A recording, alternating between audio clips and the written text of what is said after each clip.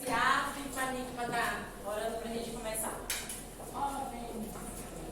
Senhor Deus, nosso querido Deus, nosso Pai, obrigado por essa manhã, obrigado porque todos nós chegamos aqui, Senhor, temos saúde, Pai, temos pernas, meu Deus, força, vigor, o Senhor nos sustenta, meu Deus, obrigado. Nós entregamos, devolvemos toda a nossa virtude para o Senhor, toda a nossa vida, toda a nossa força, todo o nosso entendimento. E te pedimos que o Senhor nos ensine mais sobre quem o Senhor é, sobre a tua presença, Senhor. Nos faz atentos nessa manhã. Em nome de Jesus. Amém. Glória a Deus. Amém. Amém. Então hoje vamos para o estudo 4. Lucas 7, 8, né? Aí a gente vai fazer um estudo agora e queremos nos atentar nesse momento a o motivo da nossa fé questionou. O que é que nós vivemos, o que viemos lá fazer aqui, de que forma o Senhor Jesus, através de Lucas, nos mostra o Evangelho. Ok? Vamos lá. A gente vai do 7 a 1 ver a história do centurião e o seu servo. É uma história bem conhecida e a gente vai aprender algumas características específicas no que Lucas ele pontua sobre centurião e o seu servo. Gente, quem é Lucas? Eu queria fazer essa pergunta para vocês. Quem é Lucas? Por que Lucas? Por que o Evangelho de Lucas? Lucas era discípulo? Lucas andou com Jesus? Então, Lucas não andou com Jesus, ok? Isso é um fator muito importante para a gente conseguir caminhar por algumas situações específicas, inclusive sobre o centurião e o seu servo. O que a gente vai ler, eu peço que vocês estejam com a Bíblia de vocês aberta, por favor. Lucas 7, claro que tem também os textos, mas é interessante estar fazendo acompanhamento, certo? Lucas 7 vai nos relatar a mesma história que está escrito lá, 7 de 1 lá em Mateus. Lá em Mateus também está escrita essa mesma história, essa mesma situação específica. Só que aqui a gente vai ver pela lógica de Lucas o que as pessoas repassaram para ele. Quem estava junto, o que foi que fez, que destacou a vida desse homem e do seu servo. Então a gente vai primeiro começar aqui na situação de Lucas 7:2, né? Quem tiver sua Bíblia aberta pode fazer o acompanhamento, né? De que a gente vai estar lendo. Mas alguém pegou aí. Mateus 5:5. Sim. Eu queria que lesse para a gente começar. Bem-aventurados os humildes, pois eles receberão a terra por herança. Pronto. O que é que a primeira coisa que a gente vai ver aqui, quando a gente começa a ler? Olha o que está escrito em Lucas 7, 1. Tendo terminado de dizer tudo isto ao povo, Jesus entrou em Cafarnaum. Ali estava o servo de um centurião doente e quase à morte, a quem seu senhor estimava muito. Ou seja, o que é um centurião? Centurião, ele tem uma patente, né? Um homem responsável por 100 homens, 100 soldados, então é um homem que tem autoridade, né? É um homem dotado financeiramente bem, também estabilizado, né? E a gente vai ver esse homem preocupado com o seu servo, preocupado com a estabilidade física do seu servo. O servo estava doente, terrivelmente doente. Assim a palavra diz. Ele ouviu falar de Jesus e enviou-lhes alguns líderes religiosos dos judeus, pedindo-lhe que fosse curar o seu servo. Então a primeira coisa que a gente enxerga é a humildade deste homem, que chama a atenção da gente. Se a gente for pegar agora o restante, você vai ver a humildade dele de: olha, meu servo está doente. A misericórdia também. Que a gente vai ver agora, né? O fator dele enxergar um homem e não um servo. O fator dele olhar o ser humano e E não ele com uma autoridade, mas não a igualdade. Ele olha para o servo com uma igualdade de fragilidade. Se eu tivesse doente, quem já vai com misericórdia? Se fosse eu no lugar dele. Né? E vamos continuar. Quem é que pegou Mateus 5:7? Bem-aventurados os misericordiosos, porque eles alcançarão a misericórdia. Olha que lindo. O centurião, ele não estava doente, não tinha nada com ele, dotado de autoridade, financeiramente bem, obrigada, estava com a vida muito estável, muito bem, mas este homem mostra humildade e este homem mostra misericórdia. Porque ele vai se preocupar com esse servo que a gente leu aqui no 3. Ele ouviu falar do que Jesus podia fazer. E ele não parou, não ficou quietinho, não. Ele falou, vamos cá, se tem alguém que pode curar, vamos salvar. Vamos fazer alguma coisa. E aqui a gente vai ver também a submissão. Está escrito em Lucas 7, 7b e 8, tá? Vamos lá. Eu vou ler tudo. Por isso eu nem me considero digno de ir ao meu encontro. Mas diga uma palavra e o meu servo será curado. Pois eu também sou homem sujeito à autoridade e com soldados sob o meu comando. Digo a um, vá, e ele vai. E a outro, venha, e ele vem. Diga a meu servo, faça isto, e ele faz. Submissão. Ele entendeu que tudo que Jesus estava fazendo não era autoridade própria. Um ser humano comum não consegue curar o ser humano. A forma que Jesus passou essa informação para as pessoas, que chegou até o seu ouvido, lembrando, Lucas está pegando relatos de pessoas também, de discípulos, evidente, né? Todo o processo que a gente vai ler aqui, a gente vai ver Lucas ouvindo discípulos e pessoas muito íntimas. Tanto é que o fato de você ver Lucas declarando sobre Maria e Isabel era algo muito íntimo. Os detalhes no começo, quando a gente vê Lucas, né? É algo que a pessoa tem que estar na ótica mesmo. Oxe, como é isso? Anjos apareceram para pastores, né? A gente vai ver muitos detalhes de uma pessoa que investigou muito. E ele foi investigando e pegando para si, e carregando, e escrevendo, e falando. Quando ele começa a escrever, ele fala, é digno mesmo, tá tudo coordenado, tá tudo muito perfeitamente perfeito. Então você vai ver um homem, Lucas, destacando o centurião e destacando também o seu servo. A situação do centurião e o seu servo. Um destaque de que chamou tanto a atenção de Jesus a sua fé. Jesus vai declarar isso. Quem está com Hebreus 11:6? Por favor. De fato, sem fé é impossível agradar a Deus, porquanto é necessário que aquele que se aproxima de Deus creia que Ele existe e que se torna galardoador dos que o buscam. O que é galardoador? Recompensador, ok? O que Jesus faz? Recompensa a fé deste homem. Ele abre a boca e fala. Lá no 7:9. Desculpa, no 7:9. Ao ouvir isto, Jesus admirou-se dele e, voltando-se para a multidão que o seguia, disse: eu lhes digo que nem em Israel encontrei tamanha fé. Então os homens que haviam sido enviados voltaram para casa e encontraram sendo restabelecidos. Que fé que nós temos apresentado diante de Deus? Porque quando a gente vai ver Lucas especificamente, ele pontua a fé. Ele pontua a fé desde o início. Ele pontua a fé no início da sua trajetória, quando ele vai correr atrás de informação. Eu quero saber se isso é verdade mesmo. Eu vou destinar minha vida médico agora, eu vou ser agora investigador.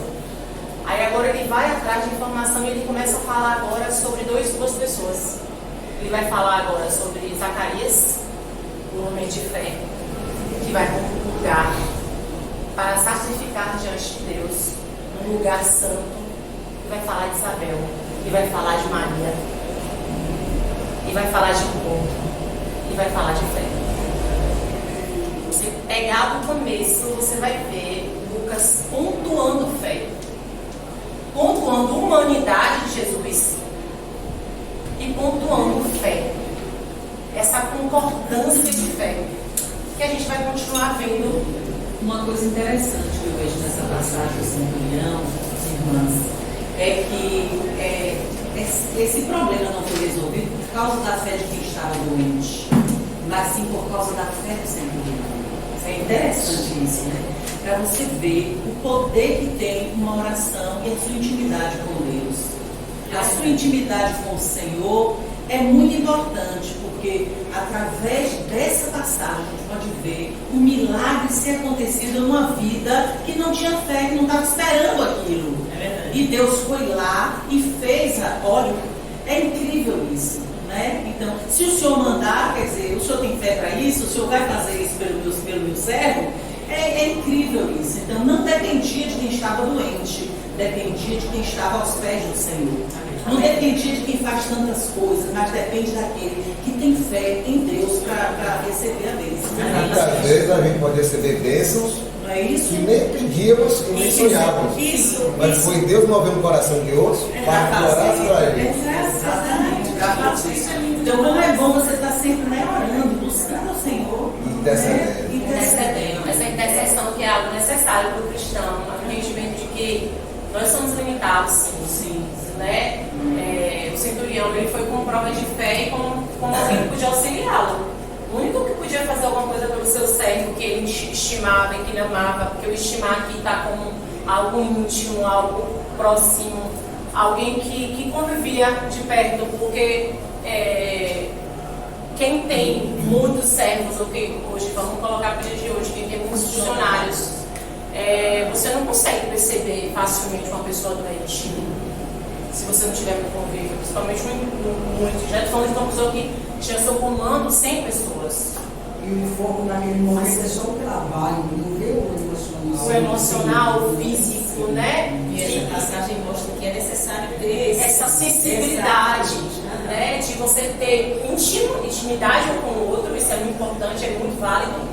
E você ter vida na vida, né? Porque a minha dor muitas vezes não é a sua dor. Para mim é muito fácil usar um sapato assim, mas aquela sua necessidade de ir para o trabalho, eu conheço trabalho, você tem que usar sapato assim e não tem condição no cara bom. Então qual é a minha sensibilidade com isso? Olha, eu vou pesquisar um sapato na internet que consiga melhorar a sua andada.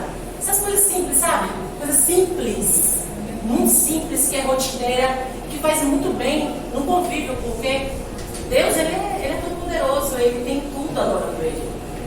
E ele quer uma verdadeira. E ele quer isso, ele quer essa união, ele quer que a gente aprenda com a palavra. Isso não está escrito à toa. Isso não está escrito aqui porque a gente está aqui para estudar algo. Não, é para mudar o nosso ser. É para causar conhecimento, é óbvio que sim. Mas acima de tudo, para causar transformação. Porque conhecer sem transformar não adianta. Você vai estar rodando e vai estar parado. Vamos ver agora uma situação agora diferente. Jesus é a viúva de Naim. Uma mulher que é viúva, já é uma situação um tanto quanto delicada, e perde um filho homem, que é a provisão de um futuro para ela, nessa época, nessa situação, nesse contexto.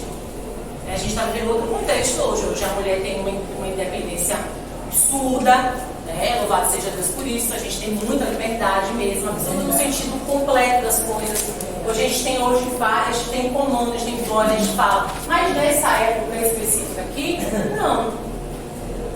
Bom dia. Nessa época específica aqui a coisa é mais complexa. Então vamos ler agora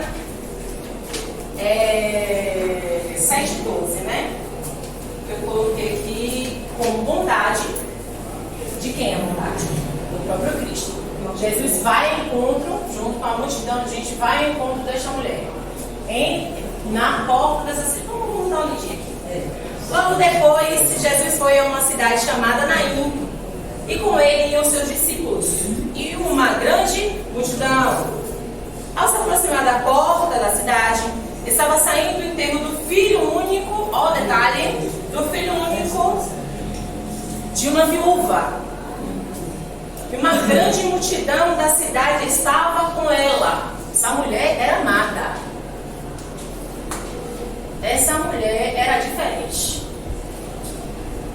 está falando de uma viúva que está com um pingo de gente, não. A palavra diz: e uma grande multidão da cidade estava com ela. Ela tinha um efeito positivo nesse lugar, já não? Ao vê-la, o Senhor se compadeceu dela e disse: não chore. Ele é lindo, né, gente? Ele é lindo. Bondade, gente. Bondade demais. Sabe? Então, assim, a bondade por quê? Aí eu coloquei o 12. Porque ela era viúva e estava com seu único filho indo para enterrá-lo. Para lá levá-lo, né? Ao que acontecia naquela época ali. E a gente vai ver agora a compaixão de Jesus no que diz respeito a ele falar isso. Lucas declara que Jesus se compadeceu no verso 3. Ao vê-la, o Senhor se compadeceu dela e disse: não chore. Ele, antes de fazer o milagre, ele declara o milagre. Porque uma pessoa que está vendo uma mãe chorando para enterrar seu filho e fala para a mãe para não chorar, é insensibilidade no nosso tempo. É, mãe? É que eu estou vendo uma mãe chorando porque perdeu o filho, eu vou falar para ela: ou não chora não. Gente, como assim? É o que mais se ouve no velório, as pessoas falarem. Como assim? Não chora? É para chorar mesmo. Deus sabe o que faz. Mas Jesus, antes de promover o milagre, ele fala: não chora. Eu me compadeço de você. Eu estou sentindo a sua dor nesse momento. Eu me compadeço, não chora. Hoje a gente Isso é tem que dizer: fantástico. comigo. Ele não fala isso, você vê, né? Ele podia ter chorado com ela, mas ele fala para ela não chorar. Espere. É como se Não chore. eu tenho poder. Eu estou aqui para te ajudar. O auxílio chegou. Porque na verdade é isso que tem que ser falado. O auxílio Não chegou. chora, eu estou aqui com você. Eu quero te O auxílio ajudar, chegou. eu quero precisar.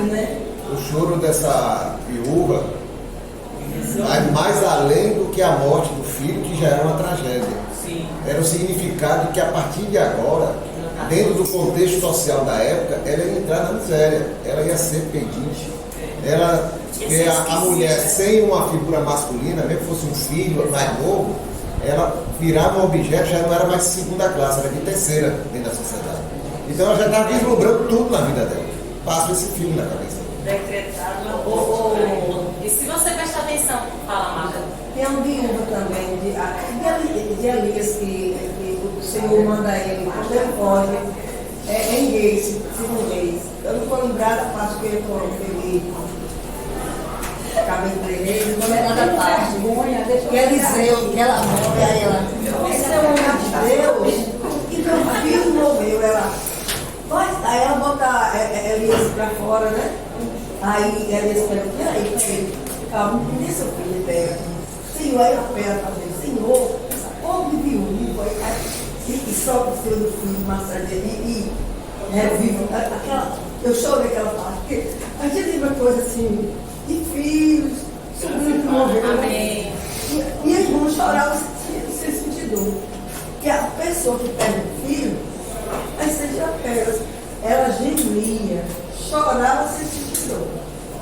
E como é importante a senhora falar isso, porque eu quero muito, gente, falar para vocês que essa sensibilidade de falar que Deus fala através de vocês.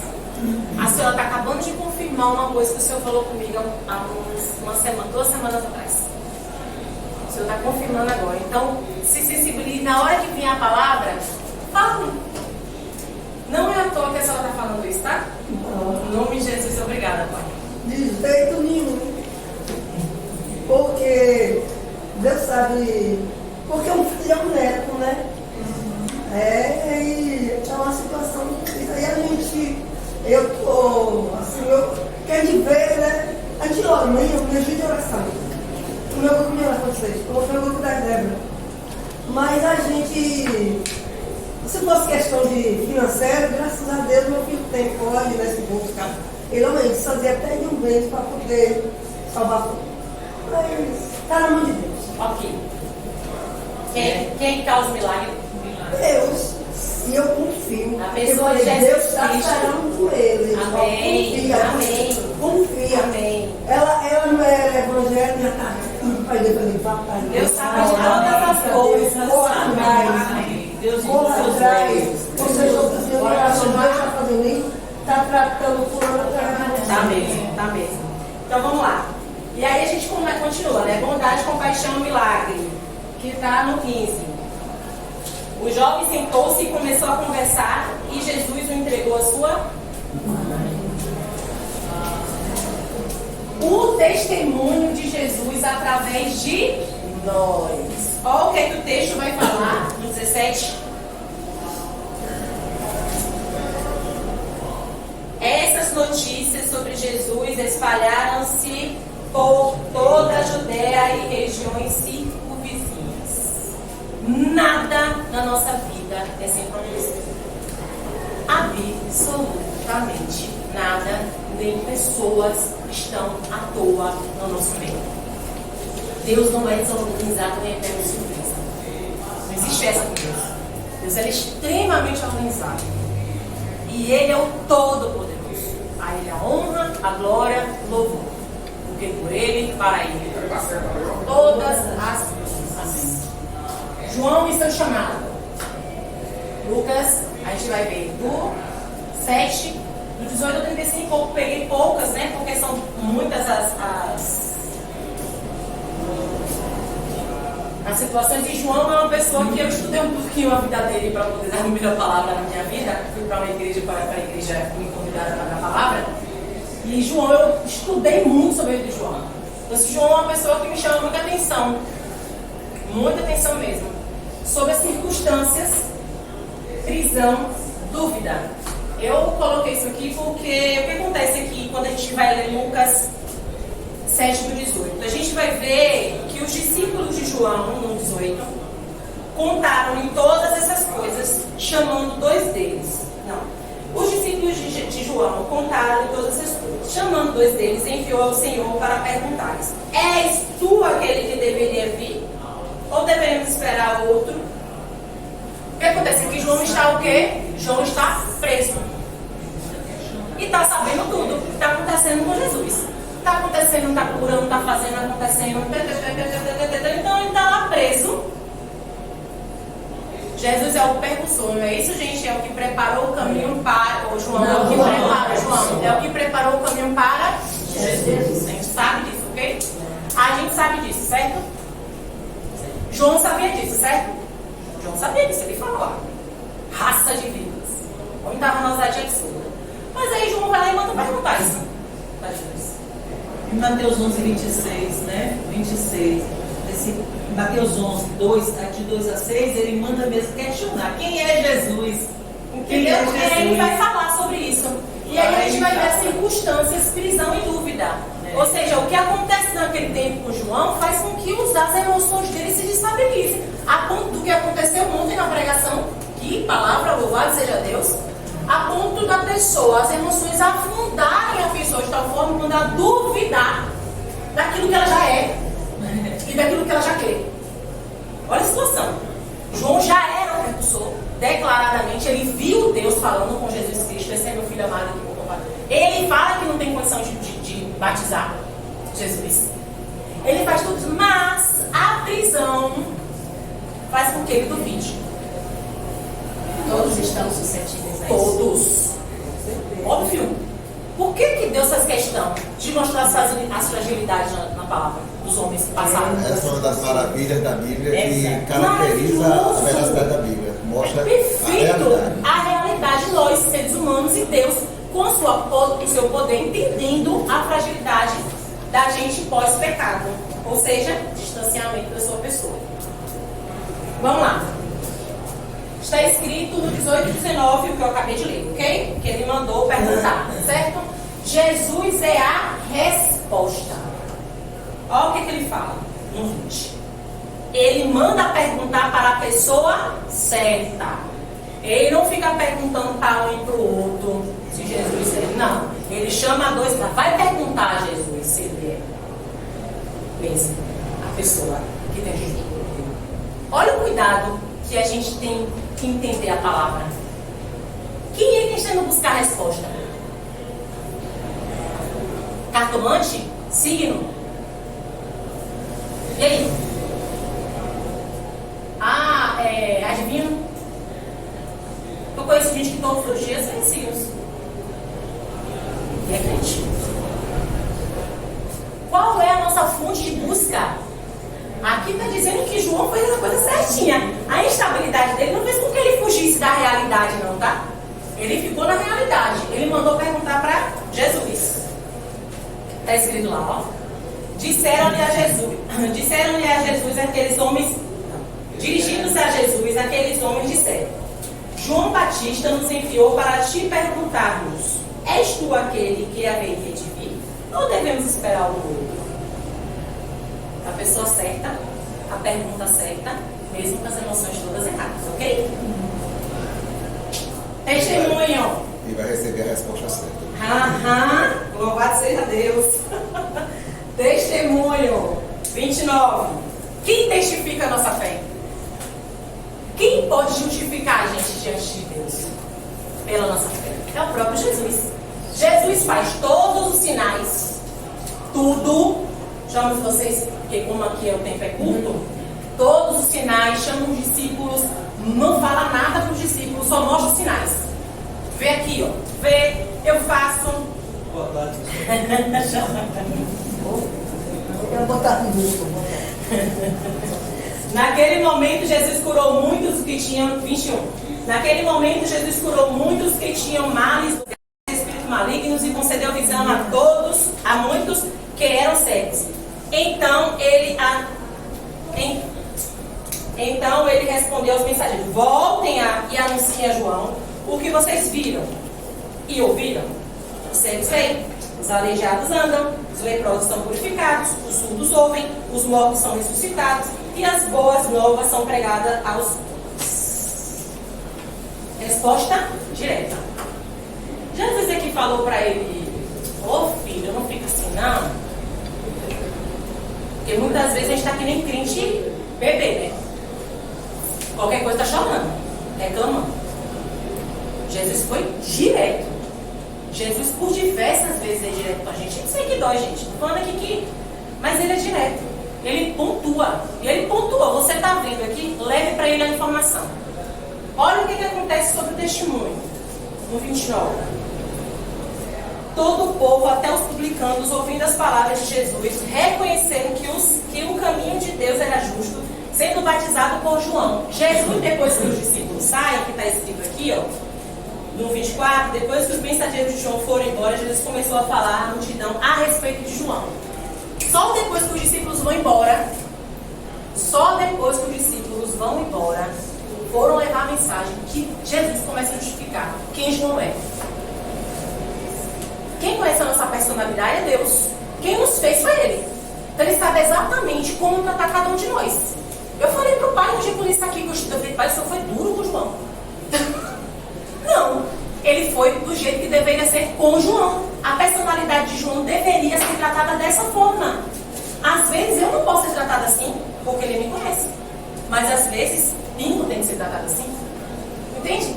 Então a gente não deve ponderar nosso ponto de vista nas coisas de Deus. Se Deus está fazendo, amém. Como foi Elias, né? Tá fazendo o que aí, Elias? Bora, rapaz, levanta, come, vamos lá. Sai daí, né? Não dá nada que ele não. Expectativa. 33, 34. Pois veio João Batista que jejua e não bebe vinho, e vocês dizem: ele tem demônio. Veio o filho do homem comendo e bebendo, e vocês dizem aí: está um comilão e beberrão, amigo de publicano e pecadores. Até hoje existe isso, né, amada? Esse tipo de julgamento. Fulano tá, não sei o quê, né? O povo, os fariseus, eles queriam um Jesus padrinhado à sua ordem, à sua dinâmica, ao seu ensino e ao seu enquadramento. Enquanto Jesus era quem ele era. Ele não tinha que estar fazendo nada com que os outros quisessem. Pra agradar os outros. Era para agradar a Deus unicamente. Ele fala em João, Eu não faço nada que eu não vi meu pai fazendo. Acho isso fantástico. Aquele vi ali é uma convivência íntima. Eu não estou repassando para vocês o que eu sou. Eu estou repassando aquele que me enviou ser igual. Entende? Então é perfeito a gente se apegar na pessoa de Jesus Cristo. Com isso a gente vai ver sobre o relacionamento com Jesus, que está escrito de 7:32-50. Que é, aí a gente tem que dar um cuidado absurdo nisso aqui, ó. A aparência, a confiança, superficial, um relacionamento superficial, um relacionamento de aparência, um relacionamento de confiança, um relacionamento superficial, uma adoração genuína, o perdão recebido por Jesus e salvação. O que a gente vai ver aqui? Qual é a história que a gente vai pegar agora? A gente vai pegar a história agora da Jesus e a mulher que ungiu seus pés, que ungiu Jesus na casa de Simão. Lembram? Mas a gente vai recapitular só alguns trechozinhos aqui. Convidado, 36, tá? Convidado por um dos fariseus para jantar, Jesus foi à casa dele e reclinou-se. Oh, gente, me perdoe, pelo amor de Deus, eu acho que era para alguém ler. Estão passando direto aqui o negócio. 7:50. Alguém está com 7:36, pega aí, por favor. Convidou um dos fariseus para que fosse jantar com ele. Jesus, entrando na casa do fariseu, tomou lugar à mesa. Pronto. Relacionamento de quê? De aparência. O fariseu chamou Jesus e ele sentou à mesa, ok? Por que a gente vai falar que isso é aparência? O próprio Jesus vai justificar que é aparência. Vamos continuar aí, relacionamento de confiança. Sabia bem quem era Deus. Olha a diferença de um para o outro, tá? Aqui a gente vai ver de Simão, tá? O fariseu está convidando e ele entrou na casa, ok? Agora vamos ver agora quem chega na história. Simão Chama a é o atenção. fariseu. É o fariseu. Simão é o fariseu, o dono da casa que convida para poder ter essa comunhão. Vamos lá? Quem é que está aí com 38, 7:38? Eu. E estando por trás, aos seus pés, chorando, regava-os com suas lágrimas e os enxugava com os próprios cabelos. E beijava-lhe os pés e os ungia com o vinho. Aparece alguém aí que faz todo esse processo. E estando por trás dos seus pés, chorando, regava-lhes com suas lágrimas, e enxugava com os próprios cabelos e beijava-lhes os pés e ungia com o vento. Aparece aí uma mulher pecadora, indigna de estar naquele lugar. Uma prostituta. Uma ralé da sociedade. Pega homem casado, destrói famílias. Pesado, né? Mas hoje, né? Vamos lá. Olha o que acontece. Quem está com 7:39, por favor. Relacionamento superficial. Ao ver isto, o fariseu que a convidada disse consigo mesmo: Este fora profeta, bem saberia, e qual é a mulher que ele tocou, porque é pecadora. O fariseu convida Jesus para dentro de sua casa. Foi surpreendido, se irrita, se pega no pensamento de julgar Jesus. Porque Jesus estava deixando ser tocado por uma pecadora. Por que eu coloquei de aparência? Porque quem conhece verdadeiramente Jesus sabe que o relacionamento dele é para todos. Quem for a ele não vai ser lançado fora. Não vai. Quem for a ele, principalmente da forma que ele foi. E o próprio Jesus vai justificar o porquê que essa mulher tem honra e ele não. Com a adoração que ela faz. Quem está, por favor, com 44, com 7:44 a 46. Eu, voltando-se para a mulher, disse a Simão: Vês esta mulher? Entrei em tua casa e não me deste desta água para os pés. Esta, porém, regou meus pés com lágrimas e os enxugou com seus cabelos. Não me deste hóstia. Ela, entretanto, desde que entrei, não cessa de beijar os pés. Não me ungiste a cabeça com óleo, mas esta com bálsamo, ungiu os meus pés. Por que é aparência e por que é superficial? Porque essa era uma adoração segundo a sua vontade.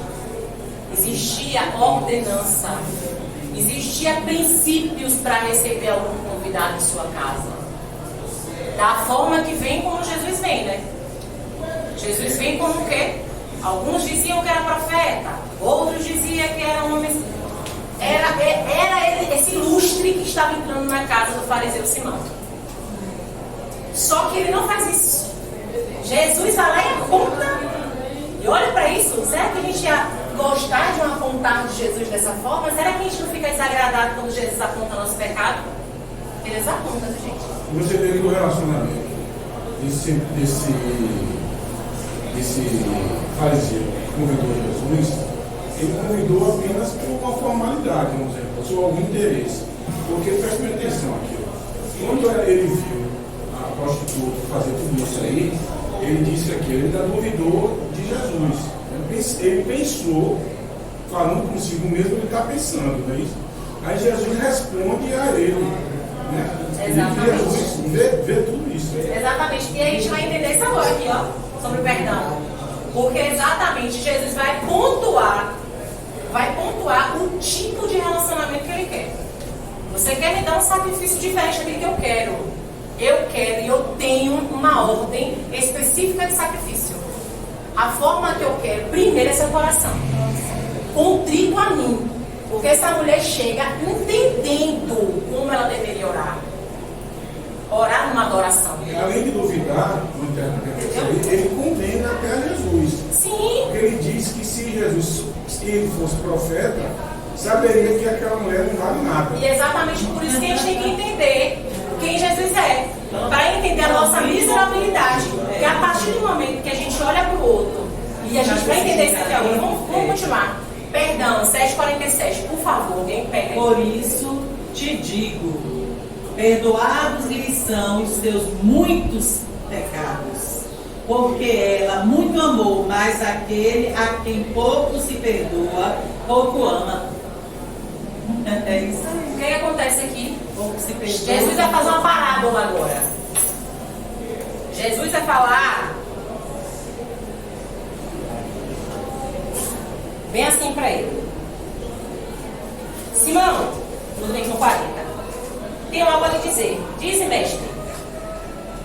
2 homens deviam um certo credor. Um lhe devia 50 denários e outro 50. Nenhum dos dois tinha com que lhe pagar. Por isso perdoou a dívida a ambos. Qual deles o amará mais? Simão respondeu: suponho que aquele a quem foi perdoada a dívida maior. Você julgou bem, disse Jesus. Você julgou bem, disse Jesus. Julgamento contrário a realismo. Ou seja, você é pecador também, Simão. E você está se dando no direito de achar que é melhor do que o que ela mostra e você não? Porque você vai no WhatsApp e vê coisas indecentes que ninguém está vendo? Porque você vai para a internet e se alimenta de porcaria e ninguém está vendo? Nosso tempo. Mas aquela que está passando, que está se prostituindo, é menos do que você, porque você não se prostitui como ela. É escondido. Não existe. Entendeu? Nem picadinho. Na verdade, ele vai fazer essa diferença de pecados muitos e de pecados poucos na visão humana. Meu pecado é menor do que o dela. É isso que eles denominaram. Por isso que ela vai falar, ele vai falar sobre o perdão e depois vai falar sobre salvação. Porque a fé dela, de entendimento de que ela era pecadora, fez com que ela se colocasse à disposição de Jesus naquele momento com vergonha. Ela foi ali com vergonha. Ela foi ali, ó, eu sou miserável. Sou toda errada e todo mundo aqui sabe que eu sou. Não vou falar uma palavra, eu só vou fazer a minha parte de mostrar para ele a minha adoração sincera. Eu não quero saber o que os outros vão falar. Eu não quero saber o que as pessoas vão dizer de mim. Eu só vou fazer a minha adoração particular e sincera na frente de todo mundo. E quem quiser me julgar, que julgue. Foi isso que ela fez. Ela deu a cara dela para ser julgada. Gente, isso é muito perigoso. Pense numa situação perigosa. É o julgamento de relacionamento com Deus. A gente tem que ter muito discernimento quanto a isso. A gente não é um parâmetro de Deus. A gente é pecador. Redimidos, lavados, salvos pela graça. Por causa dele. Então vamos continuar aqui sobre agora outra coisa para adorar. Jesus e as mulheres que o seguiam. Eu acho tão bonitinho quando a gente vê colocando mulheres assim, né? Numa época que era tão. Aí o povo ia falar assim, porque Deus ele é muito. Não, Jesus ele é muito. Como é que é? Como é que chama? Tipo assim, só queria saber de homem, como é que fala? Machista, gente. Tanto de homem que a mulher tem assim nos evangelhos. Eu só acho linda, eu acho a coisa mais linda. Numa época que ninguém falava de mulher, que ninguém dava bola pra mulher, Jesus, ele faz questão de nos mostrar aqui. Olha cá. Quem é que. Deixa eu ver se alguém tá. Com esses. Não, tá? Então, tá escrito assim. Diversos testemunhos. Diversas mulheres, né? Enfermas e endemoniadas que viam o seu testemunho, porque se eram enfermas, eram. Se eram endemoniadas, eram, já que estavam no ministério com Jesus, ok? E estabilidade financeira e famílias. Vamos ler aqui? E também algumas mulheres que haviam sido curadas de espírito maligno e de enfermidades. Maria, chamada Madalena, da qual saíram 7 demônios. Ok? Tinha várias outras, mas destacou essa. E sobre a autoridade de Deus de Jesus sobre demônios. E também sobre financeiro. E Joana, mulher de Cusa, procurador de Herodes, Susana e muitas outras, as quais lhe prestavam assistência em seus bens. Ou seja, ela era mulher de Cusa, ela era casada, ela tinha família, ela tinha uma sua vida também, mas ela fazia o que? Ela acompanhava Cristo. Entende? Não é à toa que a mulher também é chamada hoje casada para acompanhar Cristo. Porque não está falando aqui que Cusa ia, está falando aqui que ela ia. Entendeu? Joana ia. E Joana financeiramente ajudava o ministério de Jesus. Joana e Susana. Vamos continuar. Jesus e as parábolas. Aqui a gente vai ver algumas parábolas. Vamos ver as pessoas. Lucas de 8, 4 a 18. A gente vai ver Jesus e as parábolas. A multidão. Vamos ver se a gente está escrito aí, não. Então vamos lá. 8 de 9 a 10. A multidão vê e não crê. Eu quis colocar esse pontuado aí, tá? A multidão aqui, na parábola, vê e não crê. E os seus discípulos o interrogavam dizendo: que parábola é esta? Respondeu-lhe Jesus: a vós outros é dado a conhecer os mistérios do reino de Deus, e aos demais falam-se por parábolas, para que vendo, não vejam, e ouvindo, não entendam. Jesus vai falar sobre a parábola, que a gente vai falar um pouquinho mais aqui, que é a semente, né? Aquilo que é lançado. Cuidado que devemos ter com a semente, palavra de Deus. Quem pegou Lucas 8:11, por favor? Este é o sentido da parábola. A semente é a palavra de Deus. Então, como o nosso tempo está curto e a parábola é um pouco grande, né? A gente vai dar uma resumidinha rápida aqui, que está dizendo assim.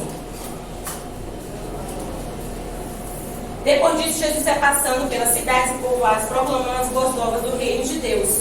Os 12 estavam com ele e também algumas mulheres que... Não, desculpa, perdão. Reunindo-se uma grande multidão e vendo a Jesus... 8:4. Reunindo-se uma grande multidão e vendo Jesus... gente de várias cidades, ele contou estas parábolas. O semeador saiu a semear. Enquanto lançava a semente, parte dela caiu à beira do caminho, foi pisada e as aves do céu as comeram.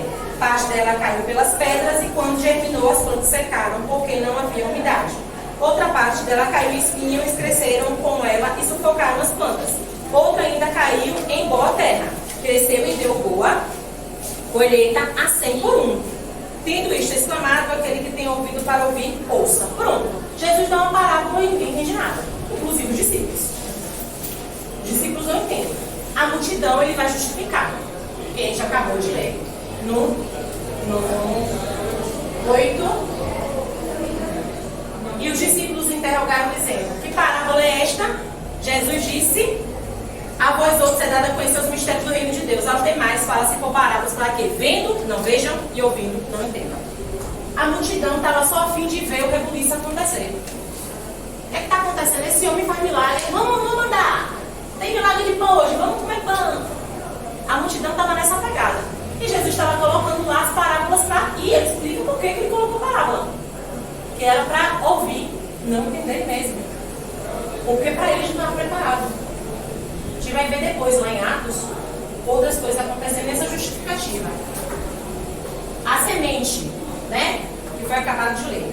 Esta é a parábola. A semente é a palavra de Deus. Então, o cuidado que devemos ter com o nosso coração. Ok? Aqui embaixo, ó. Lucas 8,15. A que caiu na boa terra são as que tendo ouvido de bom e reto coração, reter a palavra, estes frutificam com perseverança. Ou seja, como é que está meu coraçãozinho? Meu coraçãozinho está frutificando? Está com rocha? O que está acontecendo? Nossas atitudes. Quem é que está aí, por favor, com 16, 17? 8, 16, 17?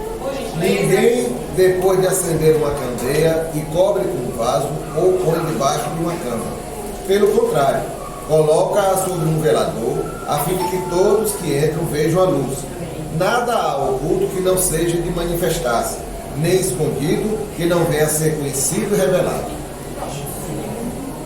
A atitude de uma luz é o quê? Acender. Ele vai fazer essa parábola aí colocando: gente, a atitude de um servo, a atitude daquele que me acompanha é essa. Aí vai ver essa outra parábola sobre essa situação específica que é a candeia, tá? Então, assim, é bom depois estudar um pouquinho isso em casa, ler um pouquinho, porque é interessante entender, tá certo? Perseverança. 8, 18. Vendo, pois, como ouves, porque ao que tiver se lhe dará, e ao que não tiver, até aquilo que julgar ter, lhe será tirado.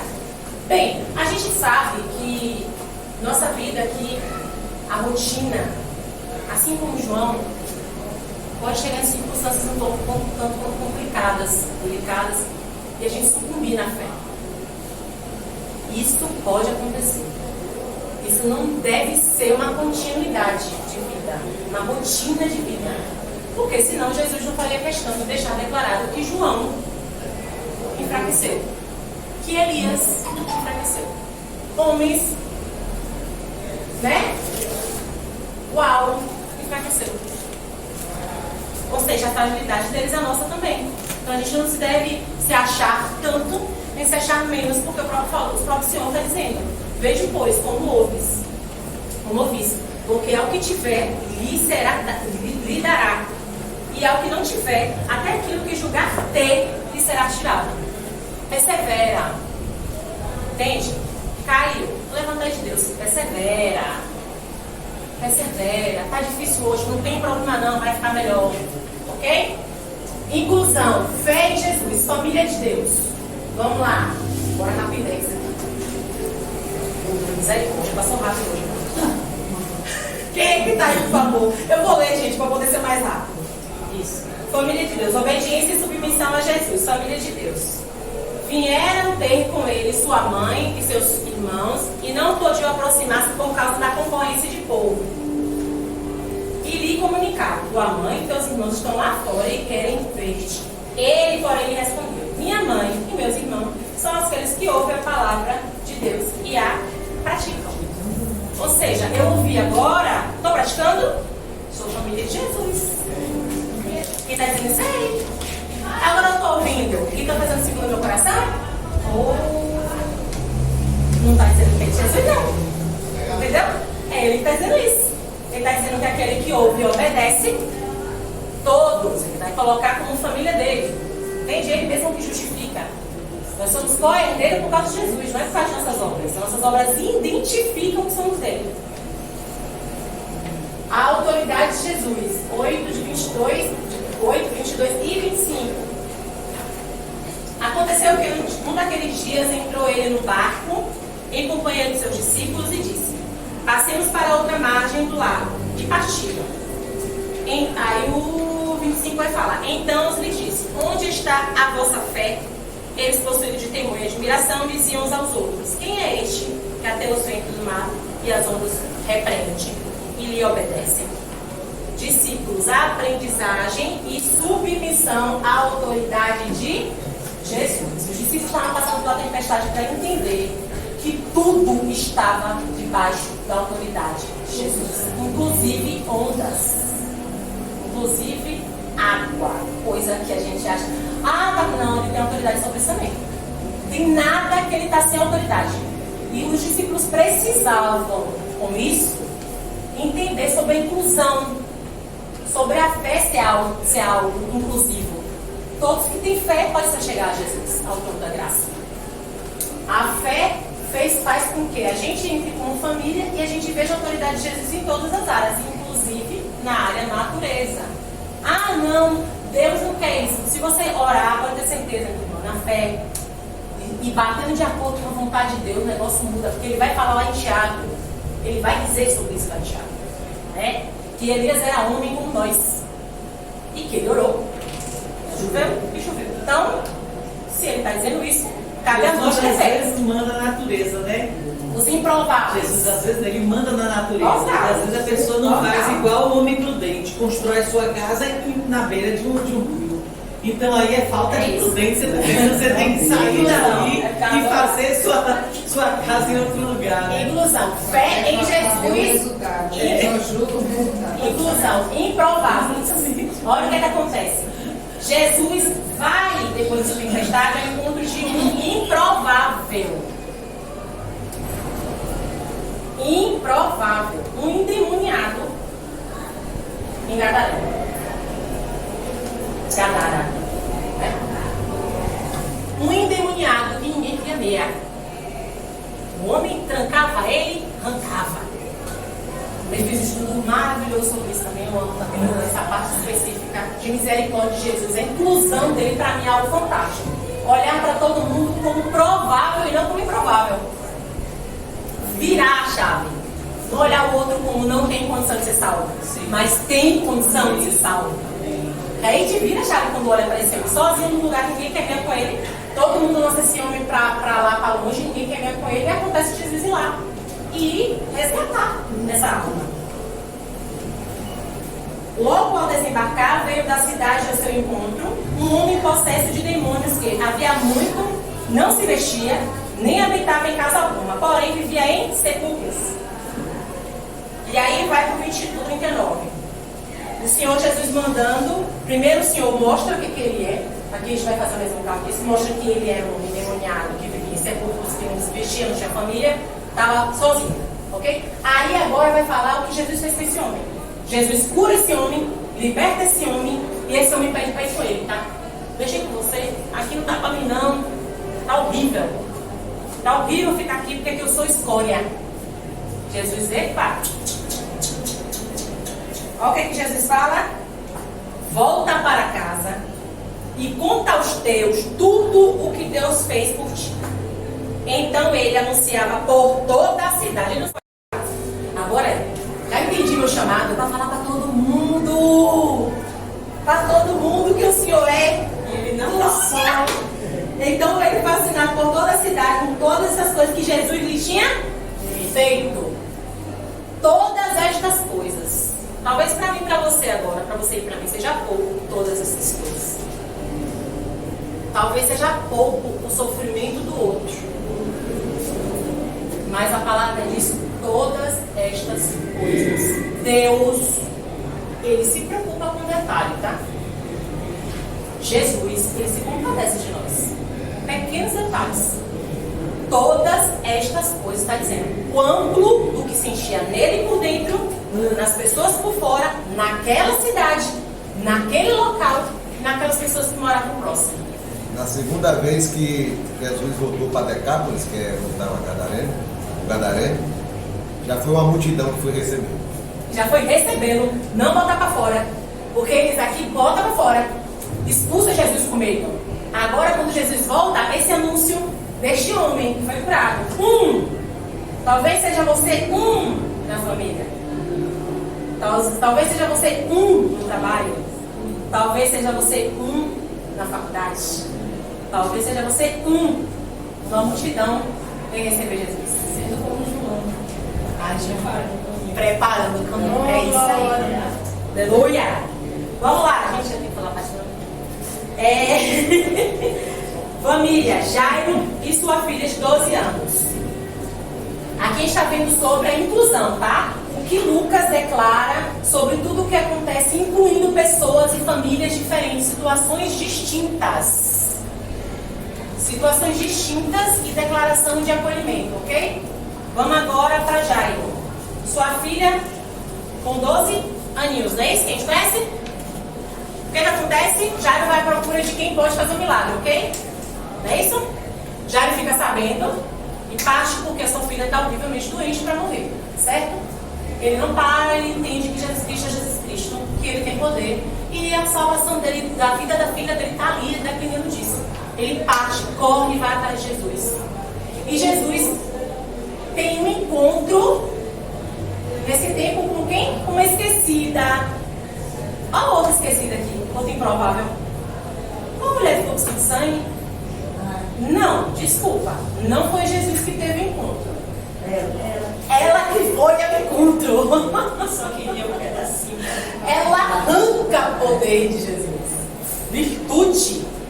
Olha o que a fé faz. Olha o que a fé faz. Arranca a virtude do Todo-Poderoso. Esquecida. A gente já sabe que as histórias, certo? Que a gente vai adiantar porque vai começar já. Qual é a fé que a gente tem apresentado para Jesus? É a fé de entendimento que eu sou família dele, incluída nele, porque faço a vontade dele. É a autoridade de Jesus em mim para fazer com que eu seja família dele. Eu sou aquela que olha as pessoas como improváveis e não prováveis. Capacitadora do amor de Deus. Receptoras, desculpa, para quem recebe o amor de Deus. Eu entendo que toda a família, como foi falado ontem, é cuidada por Deus. Deus se preocupa com nossas dores, com nossas dificuldades. Eu entendo isso. Eu entendo que eu posso arrancar a virtude de Jesus, sufocá-lo com minha fé. Eu entendo isso. Eu vou tocar ele a ponto de sair dele poder. Eu estou vivendo isso. Dando a ele quanto tempo por dia fazendo a vontade dele. Por dia fazendo a vontade dele. Falando a vontade do fulano, do ciclano, não. A vontade dele. Tá? Tudo está explicado aqui. Na de vocês também. Com versões diferentes, é claro. Hoje, para quem tem dificuldade de leitura, áudio, Bíblia de áudio, bota o fonezinho no ouvido. Estou trabalhando, estou fazendo alguma coisa. Ouvindo a palavra, ouvindo a palavra, se alimentando do que verdadeiramente importa. Porque nossa vida aqui é limitada. A gente está passando fogo. Daqui a pouco todos nós. Daqui a pouco essa sala vai estar cheia de gente nova e nós não vai estar aqui. Já ainda vai parar para pensar nisso? Já pararam para pensar nessa situação? Histórias, vidas diferentes, no qual Jesus se importa com cada uma. Jesus não está nem aí, gente, para roupa. Jesus não está nem aí. E eu falo isso por causa disso aqui. Não é por causa de mim, não. Quando eu olho para uma mulher moribunda, sei lá como chama, uma moribunda, uma mulher, entendeu? Eu faço isso. Então, qual é a conclusão que nós temos? Só receber o tempo ali. Conclusão. Todos somos indignos de sentar e cear com Jesus. Quando eu entendo isso, eu olho para todo mundo como inclusivo. Jesus é o caminho que leva a conhecer a verdade e a vida com Deus. Ele é o exemplo, ele é o exemplo a ser copiado. Ele busca os improváveis. Ama cada um de nós. Podemos confiar em Jesus nos piores momentos da nossa vida. A fé na pessoa de Jesus cura, liberta e salva. Precisamos estar firmes na fé em Cristo. Vidas importam, perdoados por graça. Isso aqui tem que estar enfiado na cabeça do crente 24 horas no ar. É graça. Porque senão você vai se preocupar com todas as outras coisas e vai esquecer que a graça é que somos salvos. Exatamente, é graça. É o símbolo de graça. É graça, não é meu merecimento. Mas porque é graça, eu vou fazer o quê? Vou representá-lo na terra. Vou andar que nem Jesus andou. Vou fazer a vontade dele para que ele seja glorificado. Vou me esvaziar de mim, encher dele. Vou fazer tudo para que ele seja visto. E assim honrado em cada minuto da nossa vida. Pronto, gente, é isso aqui. É isso aqui. É sobre ele, não é sobre a gente. Amém? Amém. Glória a Deus. Vou pedir para a irmã Pim orar para a gente finalizar. Louvado seja Deus por tudo.